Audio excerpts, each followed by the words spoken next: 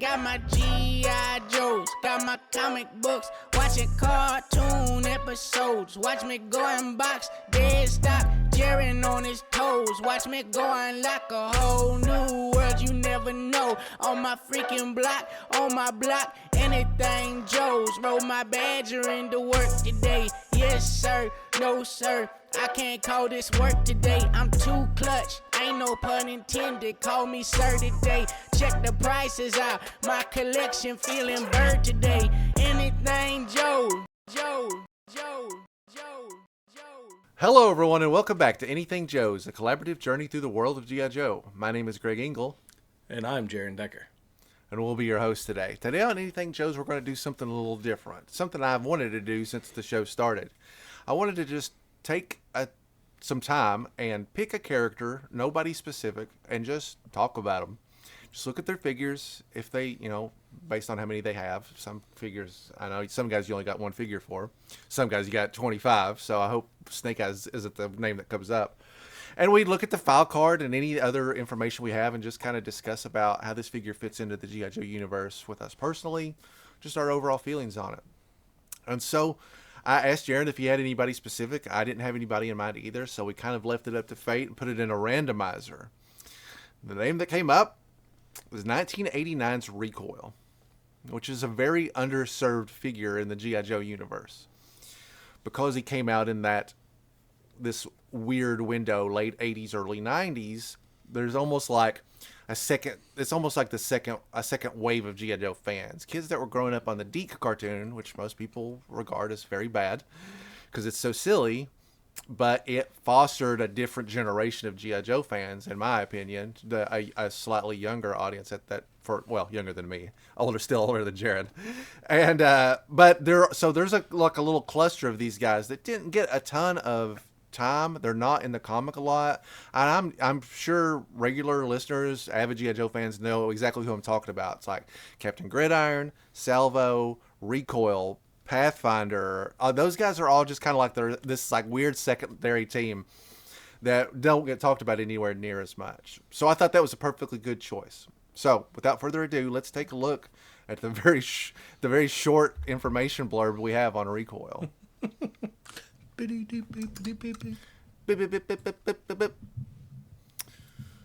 So when looking for information on Recoil, there's only a couple of resources to draw from, and of course the first thing I always start with is the file card. I've been really diving into file cards a lot lately, not just because of the music venture on the side, but I've been learning a lot about G.I. Joe. I have forgotten a lot of the specifics of file card information.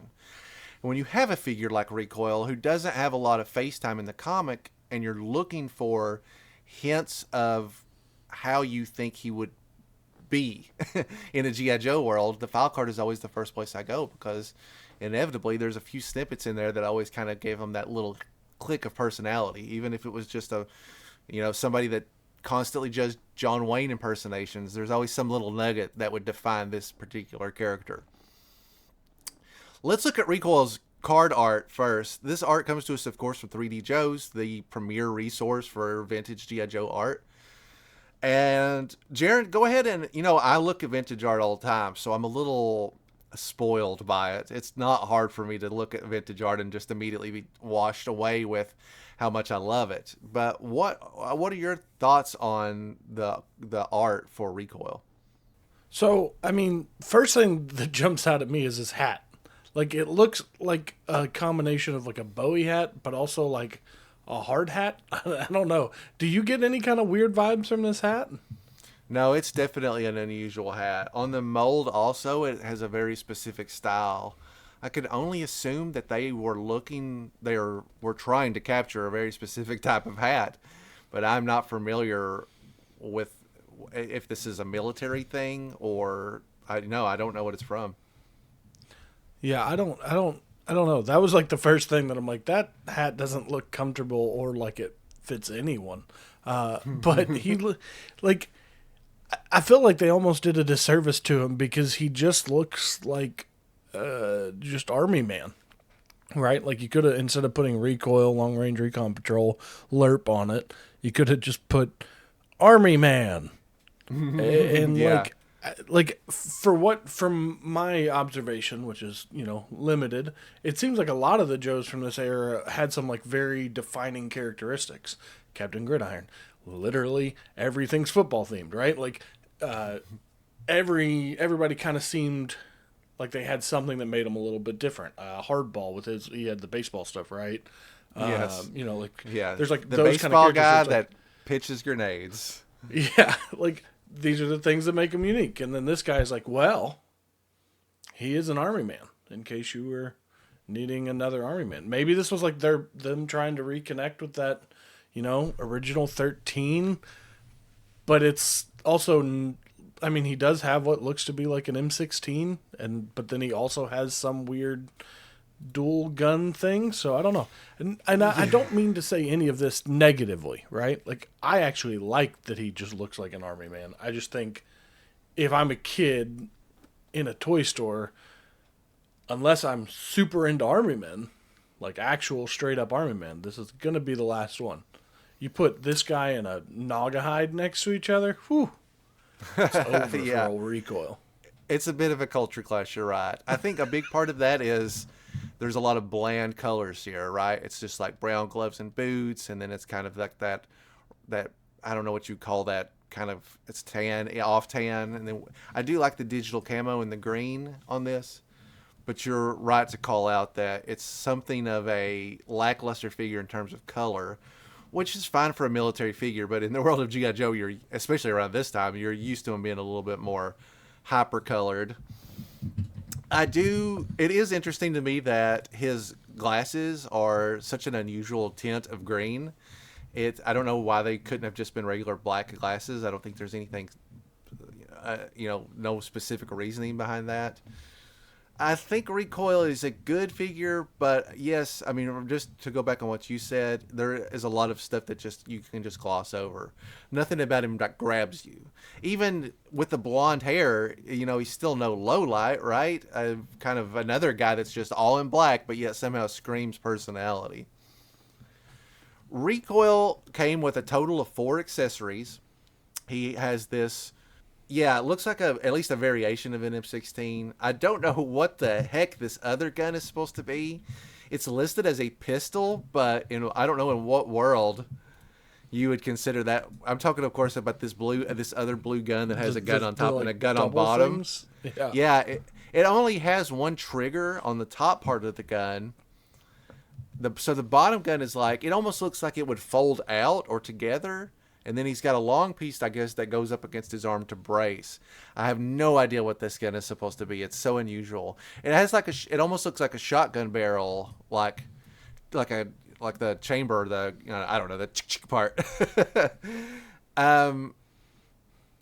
If you know what this gun is supposed to be and how it would fit into Recoil's calling on the Long Range Recon Patrol, please leave us a comment or write us a letter.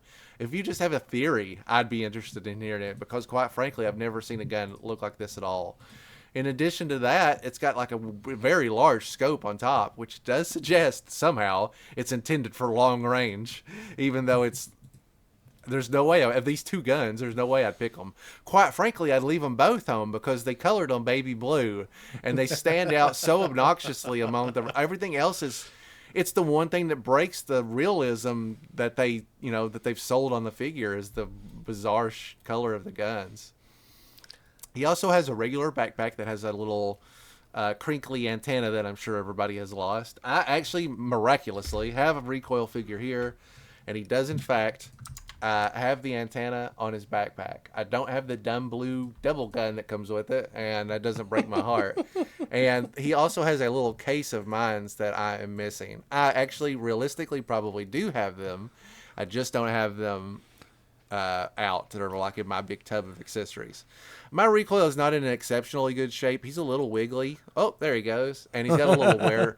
He's got a little bit of a wear on the brim of his hat, but he's not a very important character to me, so I'm not worked up too much about it. And that also confirms that this Recoil was my childhood Recoil, because figures, typically if I've bought a figure for my collection post the end of the 94 line, they're usually I try to get pretty premium applicants at this time. There's just something to me about seeing a figure that like especially if like yours from your childhood, right? Like it just even more special. Like not to say that like buying an old figure now isn't great. It is. But like having one, like so I don't think you can see it. Somewhere up here is my original Kenner. He's the Athorian. He's the Hammerhead with the blue suit. That's like one of the first action figures I ever got. And like to me, no matter what happens with my collection, that piece is staying, right? Like it's cool to have something like that you can look back on and like remember playing with.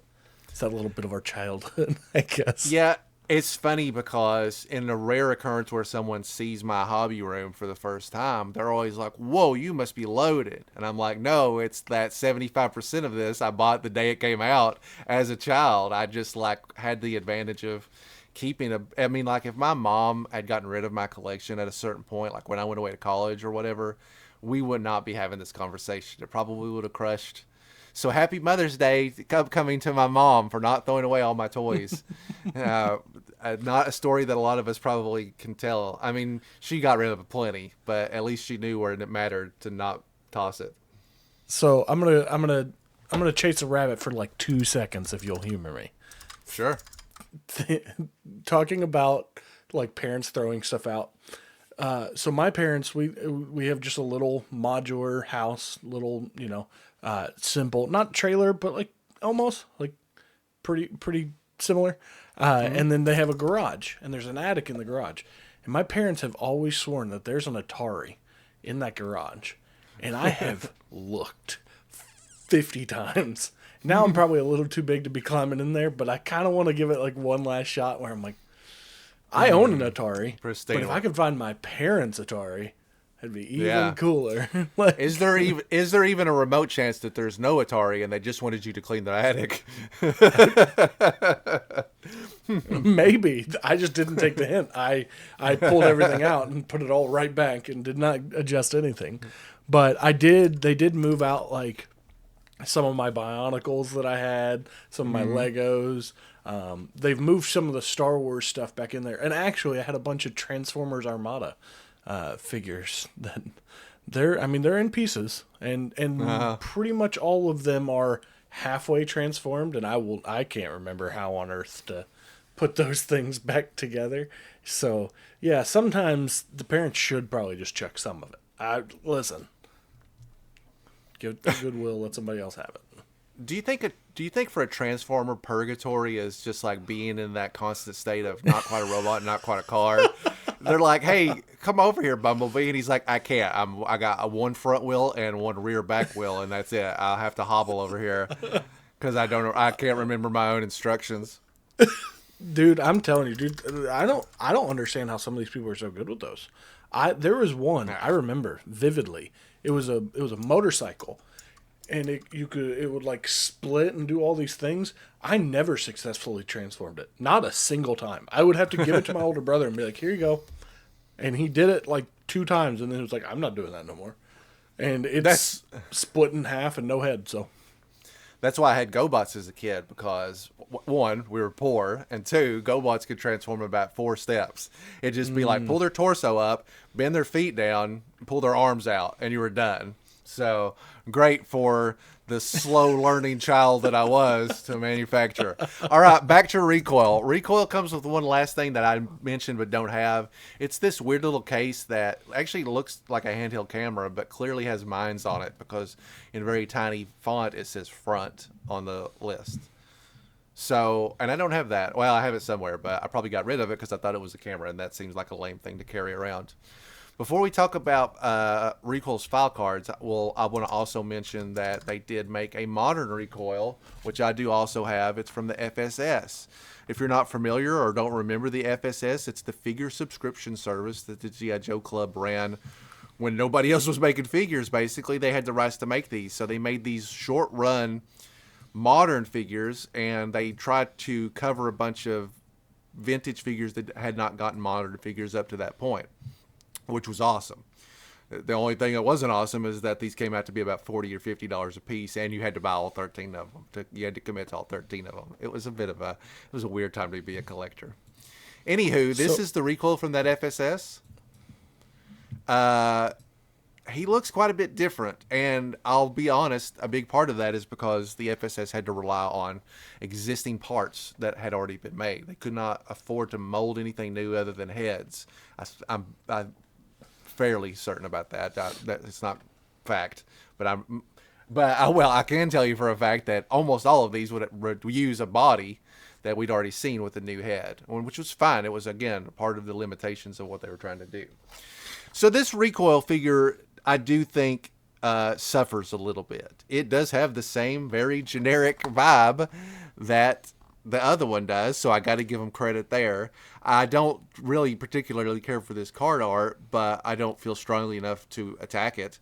At least the guns have been recolored correctly now to the regular black guns. And I do think that everything, they captured all the key elements about this figure. The glasses, the camo could be more digital. It's more standard camo. If anything, he looks more like a regular military guy now than ever before.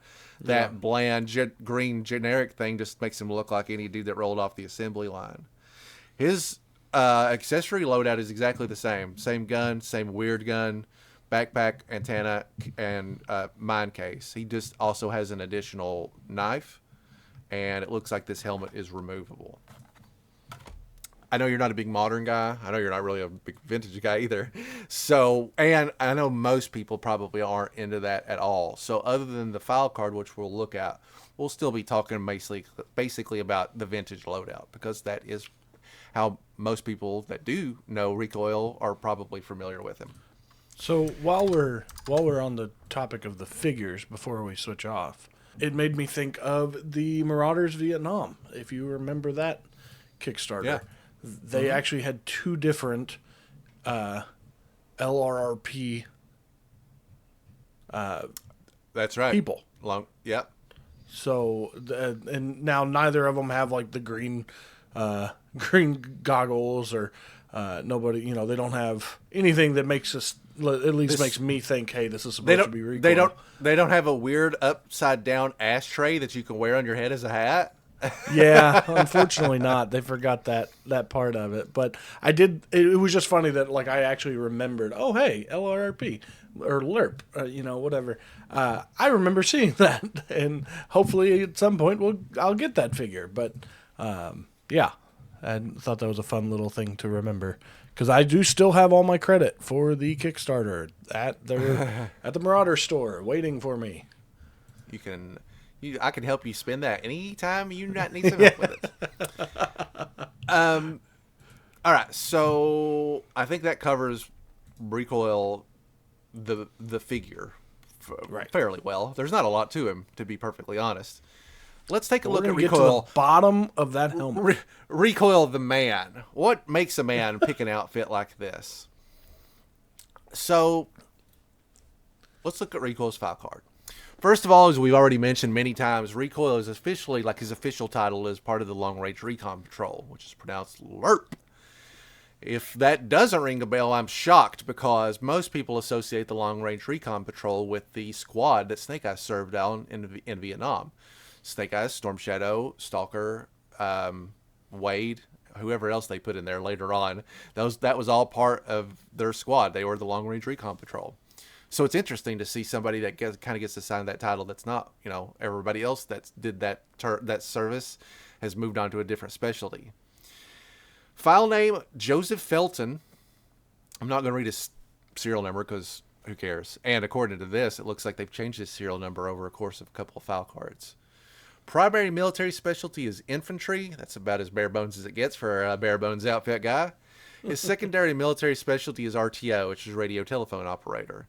It's always interesting to me that they would, maybe this is a military listing thing, but when you're making figures, and every G.I. Joe kind of has a thing, right? They have a specialty. But to list infantry as the primary and the radio telephone operator part as the secondary has always struck me as odd. Just I don't know. It seems unusual to me. Recoil's birthplace was in Vashon Island, Washington, which I looked up is not a real place. For further research, I found on the G.I. Joe fandom wiki that they might have been mistaking it with Vashon Island, which starts with a V. Don't know, but There's an interesting fact for you. And his grade is E5. I like that you said fashion instead of fashion. Like I would have There's just no like I. fashion. There's no I in it. There's no there is on I. the one I'm looking at. Oh, really? Yeah. Interesting. Okay, well, that's what I was getting at. I guess there are multiple. I was going to go for the instances of various. low-hanging fruit of Fashion Island, but fashion is... Oh, yeah, I do see that they are different. Interesting. Huh. Weird. And this guy, if this guy was born in Fashion Island, there's a reason he got kicked out, because we've already established he's got no taste. Recoil was a marathon runner and professional bodybuilder before he joined G.I. Joe. His excellent physical shape put him in good stead to be a LRP. A LRP sneaks out into the bush carrying 100 pounds of gear, including rations, radio, weapons, ammo, and climbing rope. He is expected to penetrate deep within enemy territory, gather intelligence, extricate himself without being detected. A LRP who has to use weapons is not a true LRP. Quote, Recoil would be a lot more popular if he wasn't practicing all the time. Oh, he puts in regular time at the survival ranges, but that's not what I mean. He practices sneaking up on people. You think you're all alone, lost in your thoughts, then all of a sudden he's standing right next to you. When people ask him what his job in the army is, he tells them, being quiet. So Recoil does kind of borrow a lot from Lowlight when you think about it, but other than the blonde hair and but the sneakiness of Lowlight, you know, a sniper, lends into it. I dislike when file cards have quotes from people other than the person themselves, because it's one less layer of personality that I can kind of pick up on. The only thing I know here is he says being quiet, which I guess will be the first clue if you and I are going to kind of try to build out how we think Recoil is as a Joe. The first bullet point I would gather from this is that maybe Recoil just does not talk much at all. And that's part of his training, or just like how he is. He's a little bit more reserved because he's used to being out in the forest by himself all the time.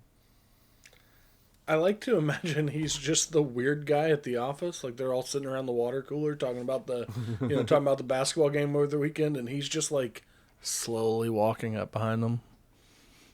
They're all just like, when did you get here?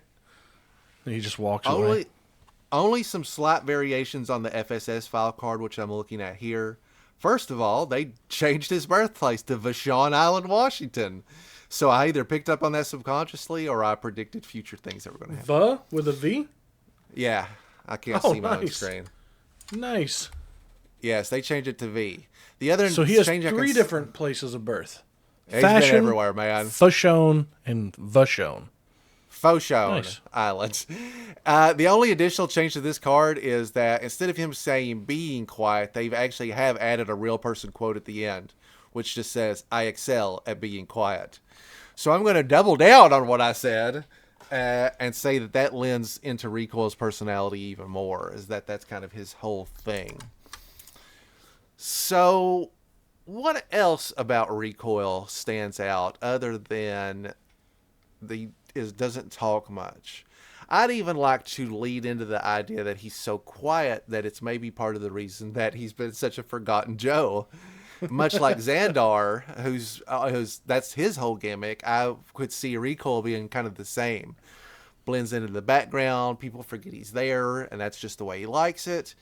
Just to him, it's all he's just practicing for when he's out in the jungle. I do find it interesting that he was both a marathon runner and a professional bodybuilder. I feel like those two things are very different. Like I know people who were bodybuilders and then became competitive swimmers, and like how different their body was when they were doing the two. So, I mean, I guess this doesn't say he did both at the same time, but he did both, and that's a pretty radical difference, because when you're a bodybuilder, you want to be like lean and, bulk up and all that fun stuff. And then when you're a runner, I would imagine you don't want any extra weight. You just want to be lean. Yeah, I think that kind of leans into the figure, right? The figure is not exactly intimidating. He's no road pig. His bicep measurement is minimal at best. So I can lean into that, right? That maybe the leanness of the swimming is kind of, maybe that's what he did in the second half, and that's why he looks so trim now. But underneath, he's quite the beefy boy. We can like lean into that further because it says he's expected to carry 100 pounds of gear. A professional bodybuilder would probably be one of the only people that could actively do that in a active military situation and not break a sweat. I think that's another underrated point, Jaren, that Recoil is probably above average strength. Like he's really, always, all Joes are billed as the best of the best, right? There's multiple stories or examples where these guys are supposed to be basically superhuman. We've said before that G.I. Joe is kind of a superhero book, and I don't find any argument in that. So it's not outside of the norm to be like, oh, this guy can carry 100 pounds, big guy, big deal. If you see what Roadblock can do, Roadblock picks up cars and throws them like he's in a Mentos commercial. But for the sake of us just focusing on this one character, I choose to believe that Recoil is stronger, more athletic than the average G.I. Joe. Recoil is expected to penetrate deep within enemy territory, gather intelligence, and extricate himself without being detected. A LARP who has to use weapons is not a true LARP. I mean, that also speaks to the marathon running. I mean, he's used to distance. He goes in, he does his thing, and he gets out. Yes, and also leans into Recoil does not make a lot of noise. He likes to stay quiet even when he's in his free time.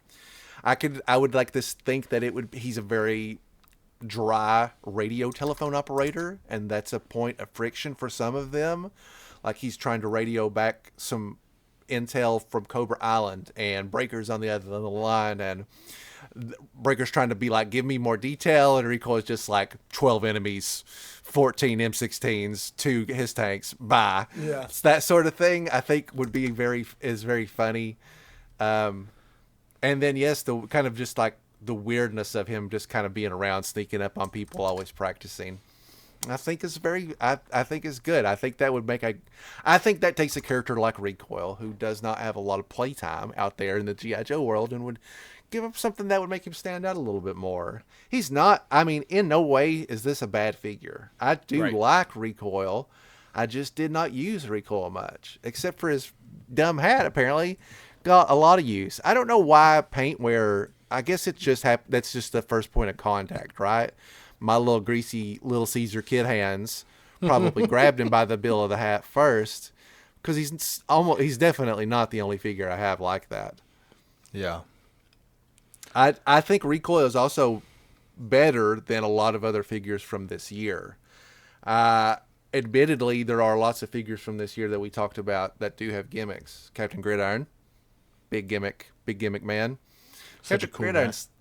Captain Gridiron is not a great figure, though. Captain Gridiron is a very, very silly dude. You take that back. He has football-shaped grenades. I will not accept Captain Gridiron slander. Gridiron might actually be from the 90s, but I collect these guys together in my mind. They all exist around the Deke era, and so that's kind of how I've got them cataloged, is they're all competing amongst themselves. It's kind of like after the regular Joe, like the original set of Joes, but before the like newer O-rings where they're kind of slightly differently designed. Yeah, I would say like 87, 88, 89 is kind of like you're starting to see worlds collide, where the old style G.I. Joe stuff is kind of meeting with what they want to push into the new world. And so you would get some stuff like Recoil that seems pretty logically based. And then you get guys like Captain Gridiron who have grenades that are shaped like footballs. So, and then somehow Captain Gridiron's side won that battle, and it always starts to get much weirder and more bizarre after that. Listen, they say that they designed the American grenades after baseballs because people were used to throwing baseballs like boys in America, so they wanted the grenade to be similar. The NFL and football got more popular, so maybe we need to go to football-style grenades. They were like, this isn't good enough. Do we also have a guy that played baseball that can shoot grenades out of his gun and in a full baseball outfit? What sport? Well, how come there's no hockey player? I was about to say that. They have the big where's three. All the sports? They don't have the big four. We even got William the Refrigerator Perry. You telling me Gretzky couldn't suit up and serve his country at this time? That seems a shame. Isn't he not American? Is Gretzky American? It's not just an American team, Jaren. I know they say a real American hero, but we'll let anybody in. We're going international at this point. I want the whole world to be able to enjoy G.I. Joe. They don't have to be based in the U.S. Big Ben is from the SAS. He is on the team. He's Big Canadian. Bear, That's close enough. Big Bear was on the October Guard. That's a good figure to talk about on another day. File card for Big Bear basically says he is on the October Guard and he hates the G.I. Joes. And every time I've ever seen him, also a G.I. Joe? He is a G.I. Joe, yeah, because they did not make October Guard figures back then. They made him and they made Red Star, and so. Sorry, we're getting sidetracked. Sorry, Recoil. This is your day to shine. We'll talk about. He's so quiet. You need to universe. speak up. Yeah, speak sorry. Up, He was. Let us know I was like, here. sorry, Recoil. He was like, hey. All right. Quiet.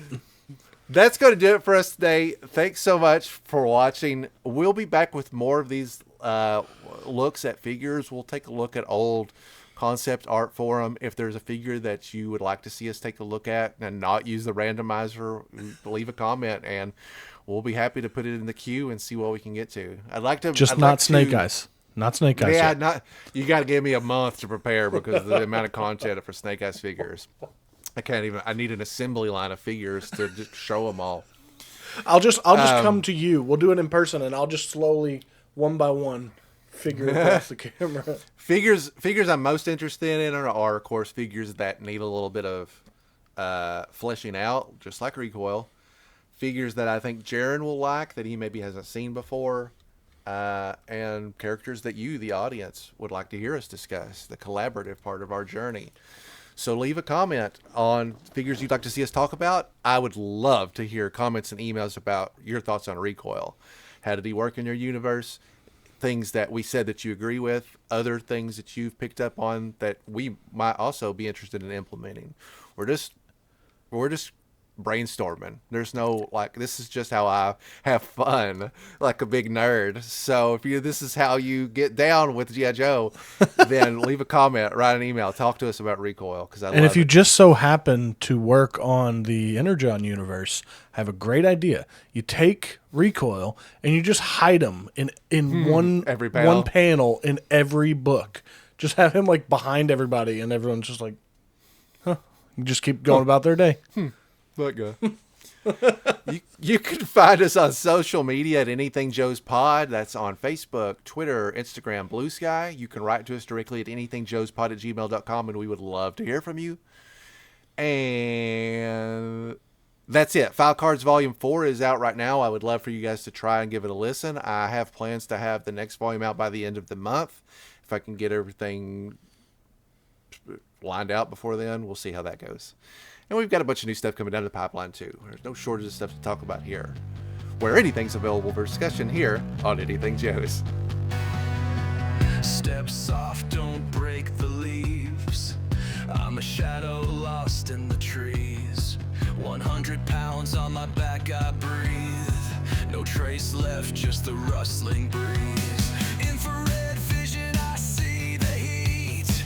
They don't know I'm right at their feet. Eyes in the night, ears in the air. By the time they're awake, I was never there. Silent steps, no room for doubt. Move like a burger chain in and out. A stealthy extraction, he's got your intel. He's the master of knowing when not to dwell. Watching from the trace, hunting in the blaze. One with the night, you won't hear a sound. You'll never know if Recoil's around. Watching from the trace, hunting in the blaze. Goes anywhere from forest to caves. He'll leave no trace, just radio.